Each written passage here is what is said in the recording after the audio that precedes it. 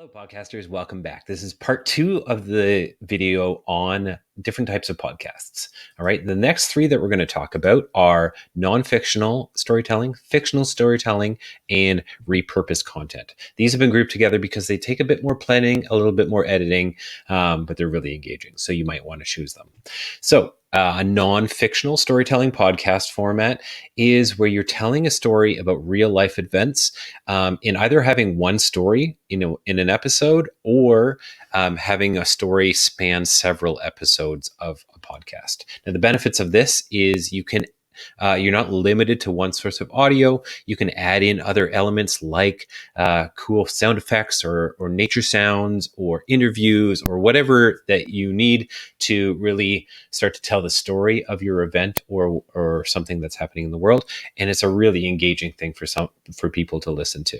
Now, the downside to this is compared to like a simple interview podcast, it takes a lot more work to plan, right? Because you're taking different audio elements and you're trying to weave them together to tell a story. So it takes a bit more planning. And often, as a result, you need a bigger team to put it together. So breaking up the jobs for different people and then putting them together in a podcast episode. Following that is some examples. All right. So we've got The Past and the Curious. This is a great example of kind of a interesting stories within history, a kid's podcast and that is really good at storytelling and really bringing quirky, weird, interesting stories from history to life.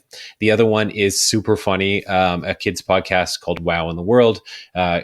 Mindy Thomas and Guy Raz base it on facts and science, but there's like crazy characters and weird sound effects and whatnot. So this is a good example of a non-fiction storytelling podcast. Next up, we've got fictional storytelling podcasts.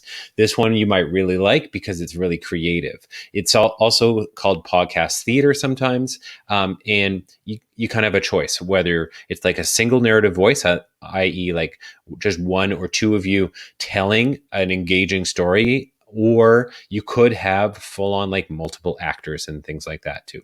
It's a really creative format because you can add in sound effects and have people acting and having other dramatic elements to it. Because it's storytelling, often you need a script. So you either have a story that you write, or maybe you interpret a story that's already written into a podcast format. And you kind of need to practice, just like practicing for a play, to get that kind of like really engaging feel to the podcast. Here's lots of great student and kid versions of this. Circle Round is where they take folktales from around the world and they use professional actors and music to really bring those stories to life. The Unexplainable Disappearance of Mars Patel is scripted by middle schoolers and for middle schoolers, and it's a really good kind of like serial podcast where it's like a story over several episodes, kind of like a mystery kind of podcast. And the last but not least is the hilarious Story Pirates. In this one, they take kid stories and then they give the story to professional improvisers and comedians and actors, and they improvise on the story, and it's hilarious. Last one is repurposed content. You might choose this if you have like an event in your school or something like that where you're capturing a whole bunch of video and you've already got it, and then you're going to turn that into a podcast.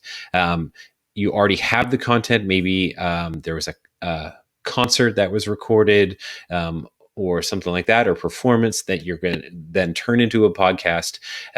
That's what you would use repurposed content for. So it's easy to produce because, say, the video already exists, that you're going to turn it into an audio podcast. The downside to it is it takes more editing to turn it into a podcast. And sometimes when you have a video and you pull off the audio, it doesn't necessarily sound the way that it does in terms of maybe there's not enough detail in people describing and things like that. So here's some examples of this. TED Radio Hour, where they take TED Talks and turn them into podcasts.